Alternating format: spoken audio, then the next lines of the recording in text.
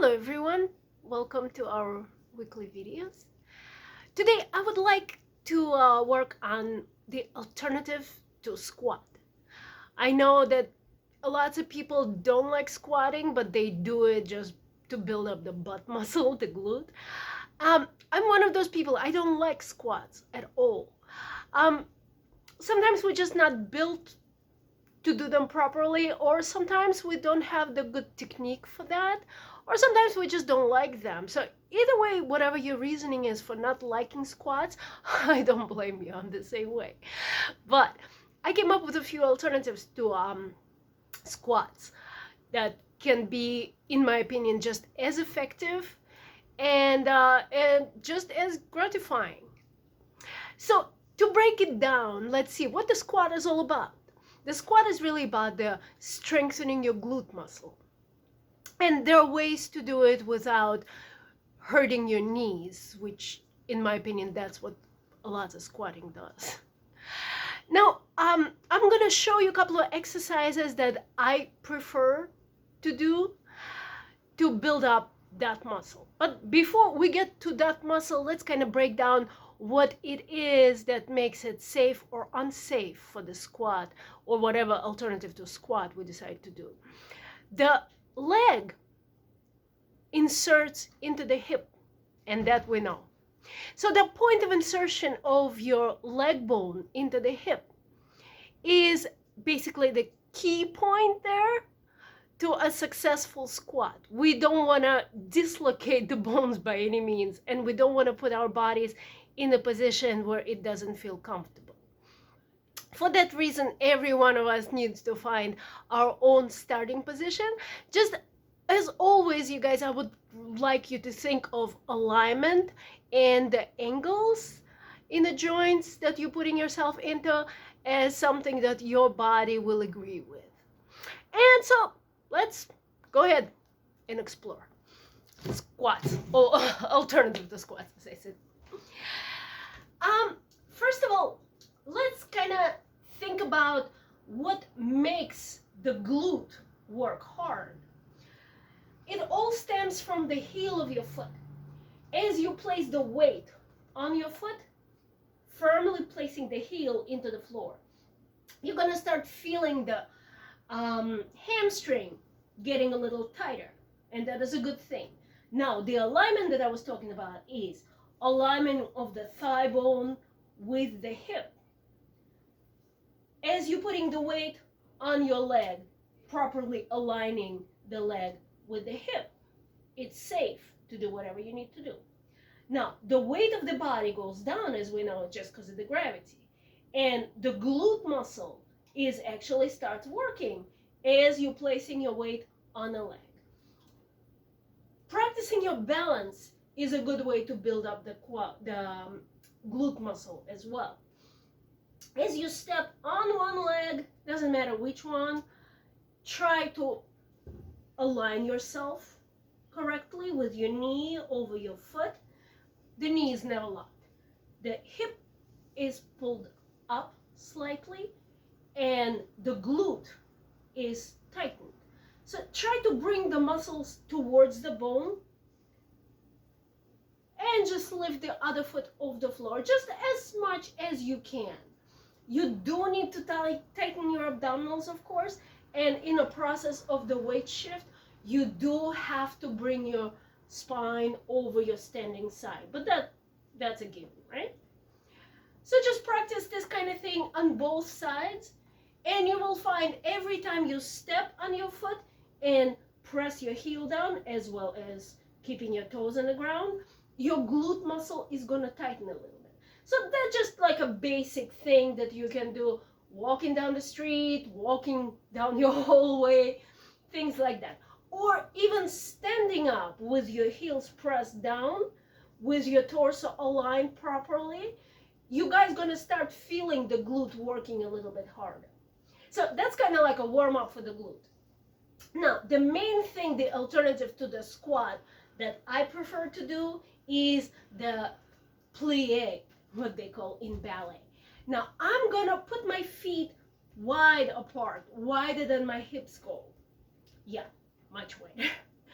My is gonna be pointing to the side, but not directly to the side. That we're not gonna be able to stand right. Try to find a way for you guys to stand so it feels okay for your feet. Your toes are spread out, your heels are definitely pressing into the ground, and your torso is in a good alignment. What I mean by that is your torso is not leaning forward and not leaning back in order for you to keep the balance going. So your spine got to be right in between your femur bones. And then what I'm gonna do a couple of plies. Those are gonna be demi-plies. We're gonna put your hands on your hips just to make it easy. Pull up through the spine. Do connect your abdominals to your back muscles. That's kind of a given situation in any exercise we do. Relaxing the shoulders, head on top of the spine, and here we go. Breathing and bending the knees, and exhale. Now is the basic moment of a workout. As you straightening your legs, you do press your heels into the ground, and you do want to feel like in your upper thighs and in your glute kind of a wrapping around sensation, lengthening the torso. As you're straightening your knees, you want to think of lengthening the torso, not necessarily just yanking the legs.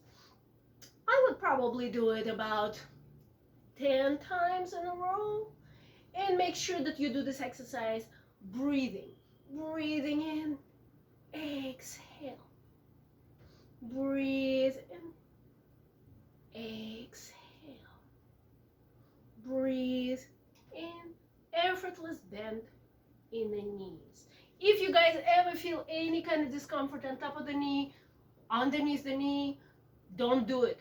Change the position of your feet, change the position of your legs. Something needs to be changed if the body is not agreeing with the way you do it. Now, moving on. So that was a plie, which I find one of the most effective things to build up the glute.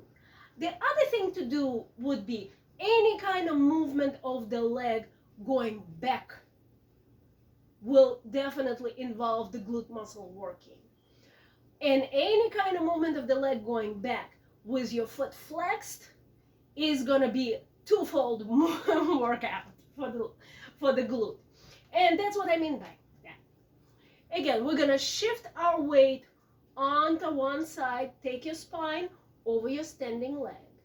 That's the balance. And that also is going to impact the glute. Now, the working leg, the one that's going to be moving, is actually our primary focus right now. I'm turning myself in the profile to show you what I'm going to do. I'm going to align my back with my lower back curving always, with my abdominals supporting my spine. Here I go, shifting my weight onto my standing leg. My toes are spread out, my heel is firmly pressed into the floor. Now, my other leg is going to be moving back. So if you're unsure of your balance, make some kind of support for yourself. Have a chair or a wall in front of you or anything you can grab onto and feel secure. But if you feel like your balance is good, have your hands on your hips, and here we go. Extending the leg back and back. So I want you guys to notice that as I'm bringing my leg back, my foot is flexed. I am performing a very much of a controlled movement. I really don't let my leg to go past the point where I feel like it's agreeing with my back. I'm definitely not yanking my torso forward, and the lower back is what I actually pay attention to. As I'm bringing the leg back, I'm trying to keep my lower back long as opposed to compress it. As you do it a couple of times, you will get a hang of it and you will know what I mean by compressing. If you're just using your leg from your upper back, moving it from your lower back, moving it from your lower back, this is not the correct way to do it. Try to distinguish where the leg starts and where the hip starts. And from that moment on, you're gonna try to lengthen in your lower back. So that was moving the leg back. And I had my both legs in parallel position, meaning that my toes were pointing forward and my heel was going back.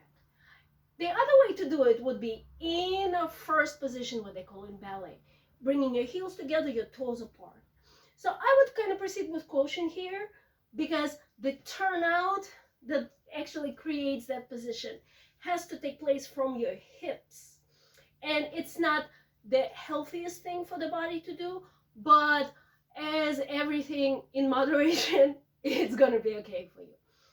So try to make your muscles kind of swirled around, and that's what's gonna create the first position for you.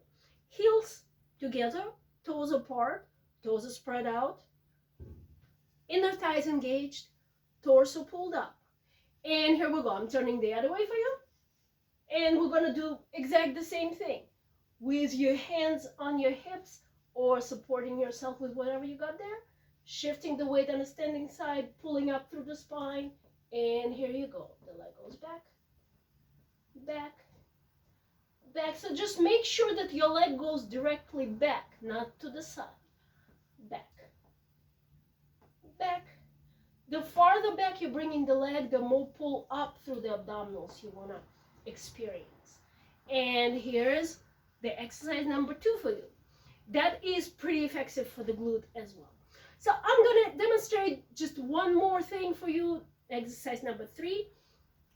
And this one is going to take place with your legs in parallel position as well.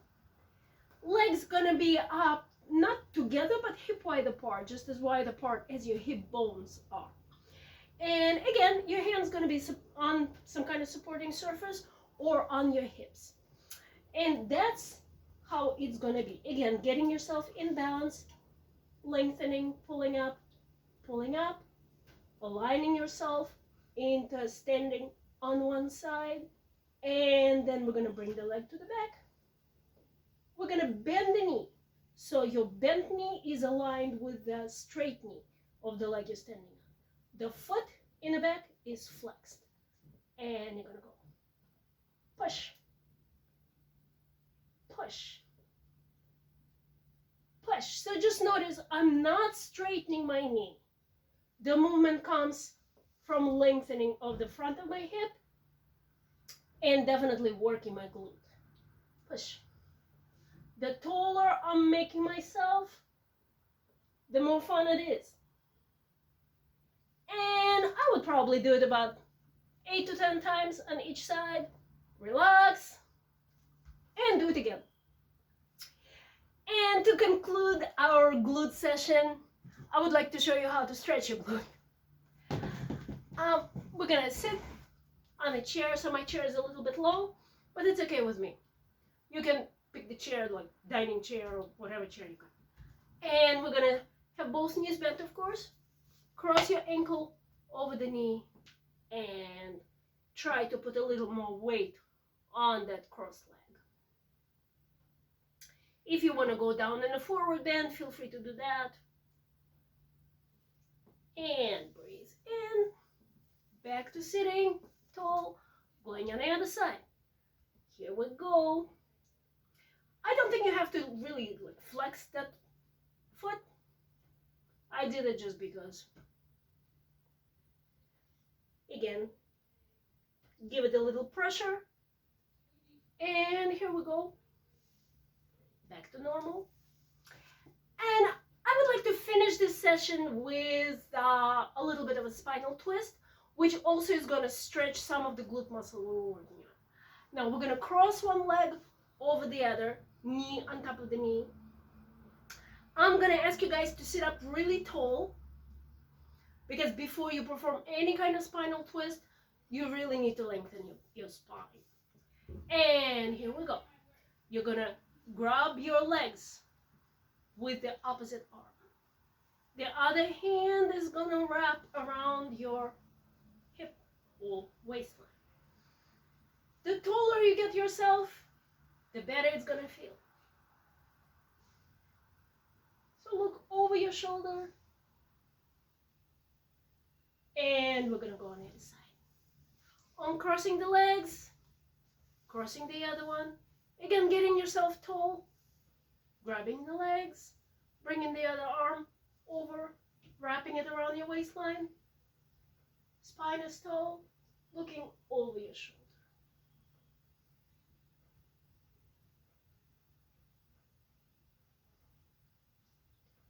Again, you want to make sure that your spine is not behind your sits bones, but slightly forward. That makes it the most effective. And uncrossing your legs, and thank you so much again for joining me today. I hope you guys found it useful, and I will see you next time. Bye.